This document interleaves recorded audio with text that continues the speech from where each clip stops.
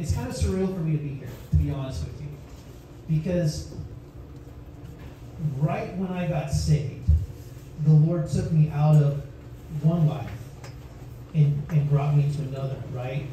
When we're born again, when we say yes to Jesus, it's death to the old self and a whole new life in front of us, right? And so when I said yes to Jesus, all those years back, one of the first things he had me do was strip off my worldly identity. So a little background on myself. Growing up, I was a skater kid. I love skateboarding, I still do. It's one of my passions, though I don't push like I used to. And it hurts a little more when I fall, I think. But I still love to do it. You know, it's something, it's a freedom for me. It's like, it's defying gravity, it's defying physics. It's something that requires complete trust and faith because you're launching off something or you're doing a trick, and everything around you, including people sometimes, says you shouldn't be able to do that. And you go, watch. Just watch. And you have to commit, right? You have to commit. The board's flipping, you're up on something really tall, you're there, you're like, am I really doing this? I'm really doing this. You have to commit, because if you don't commit, you're going to fail. And the biggest roadblock sometimes is becoming a better skater. I love how you're not, you get this, don't you? Yeah. The biggest roadblock sometimes when you're skating is fear. It's fear. Because your natural mind wants to say that you shouldn't be doing this. And honestly, I see a lot of similarities between that and what the enemy does to us. God says you're created to do amazing things. God says you have potential beyond what you can even fathom. God says if you only knew the story I had for you, you'd be blown away. What Satan says is, you can't do it. You're less than. Don't even try. Constantly barraging our minds with negativity about who we are and who our God is, right? So growing up, I love skateboarding, like I said, and my dream one day was to have a skate shop. And that's all I wanted to do. And I used to draw pictures of my store and come up with names for it, where I was going to put it. Man, this was my life's dream. At my house, God loved my mom. She was so patient. We lived at a dead-end street, so I would build all these different kind of ramps. Bank ramps, fun boxes, launch ramps. I even had a half pipe in my driveway.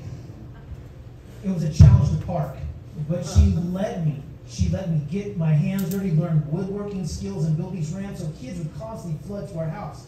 And then I'd keep all my old stuff, and whenever they would throw away a board, I'd keep it.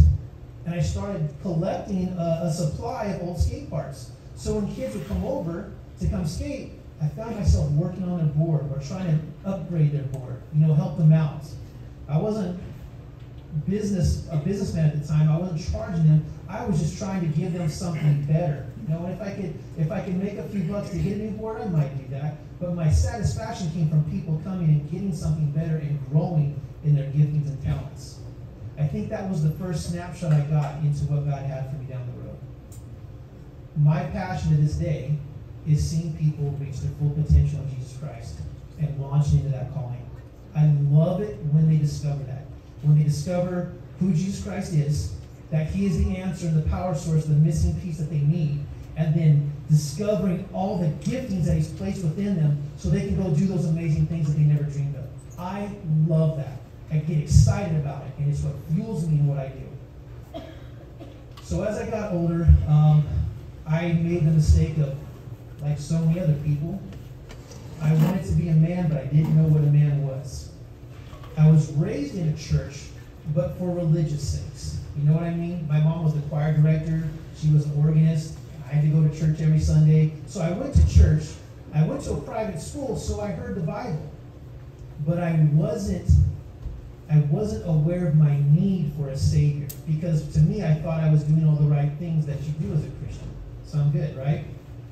Well, the problem is that when you follow that system of thinking, religion is dead. It's not real. And so I just kind of went through the motions. By the time I got to high school, I started testing things. I was looking for something real. And whether good or bad, I found real experiences in places that I shouldn't have, right? I started getting into the party scene, started drinking, started messing with drugs, started doing things I had no business doing, right? And I was surrounding myself with people who were doing the same because these were the cool kids. These were the popular kids.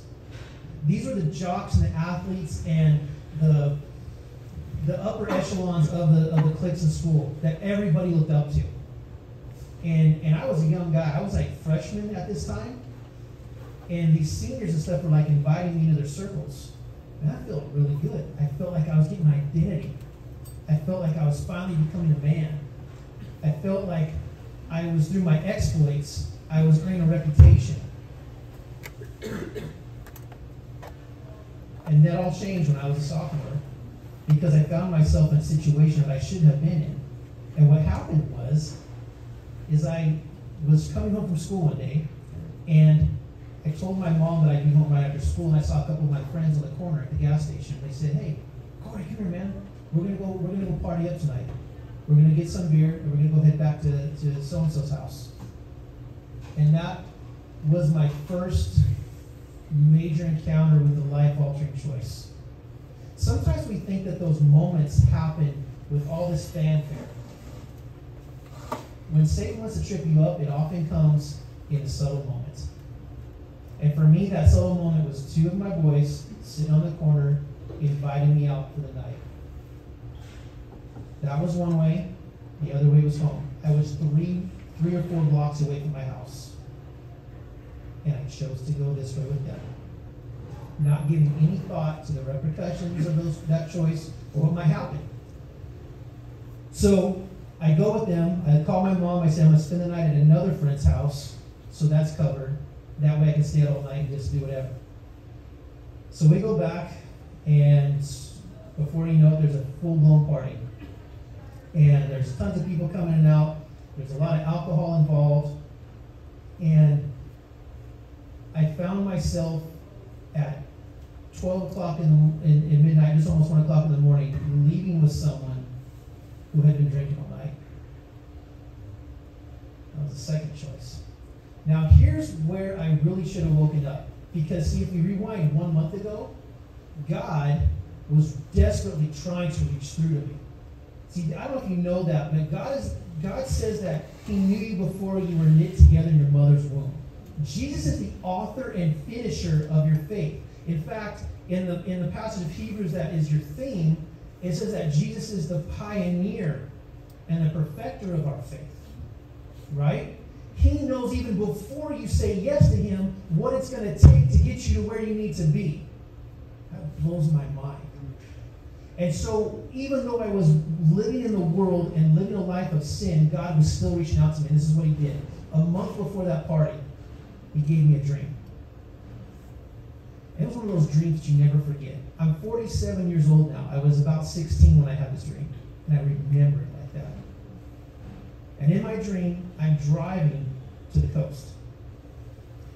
And in my dream, we get to the Kettleman Hills just before, you go into that next stretch. And I'm driving, it's beautiful and it's peaceful. And I look down at my feet and I'm barefoot. And I think, oh no, I'm barefoot. We're going to wreck. I don't know how I knew that, but as soon as I said that, in my dream, the vehicle that I was in lost control and flipped. And I just get lifted out of my body and I'm floating above it. And I can see myself laying there. I can see the truck all destroyed and I'm floating up. And I'm like, and I woke up like, I hear that, well, okay, just a dream. Well, now let's flash forward back to that party. I get in this truck with this person who's been drinking like I was. I'm not going to say it wasn't my fault. I was accountable too.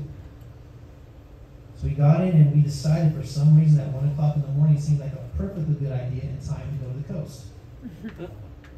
So we start driving. And everything's cruising along, the radio's blasting, and I'm like, dude, this is freedom right here. This is freedom to do whatever you want, whenever you want. No accountability. I'm my own boss. That's what being a man is all about. And we're driving. And we get out to about the Kettleman Hills. Just where it starts to come through and get windy and do this stuff. And I look down. And I'm not wearing any shoes. I'm barefoot. And my heart just sank. Because in a moment, that dream came rushing back to me. And as I realized it, the guy that was driving lost control of the truck.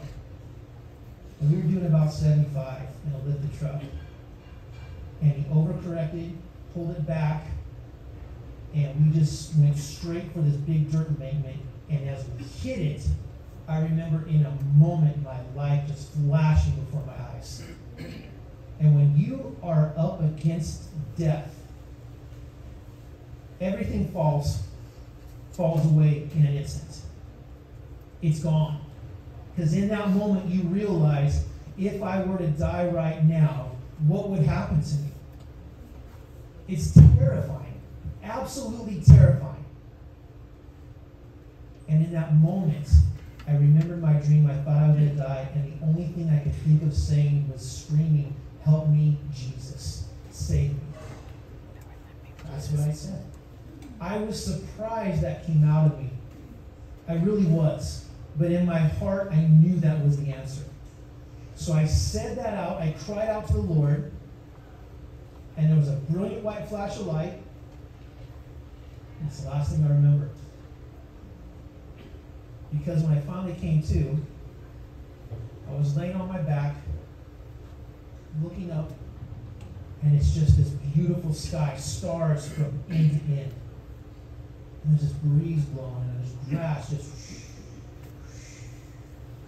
blowing over me. And I think, I'm dead. I think I'm dead. This is heaven. It's cold. Why would it be cold in heaven? I smell dirt. Heaven's not dirty. And I sit up, and that's when it hit me. You were in an accident. And my collarbone was poking through my skin. And I'm like, that's not good.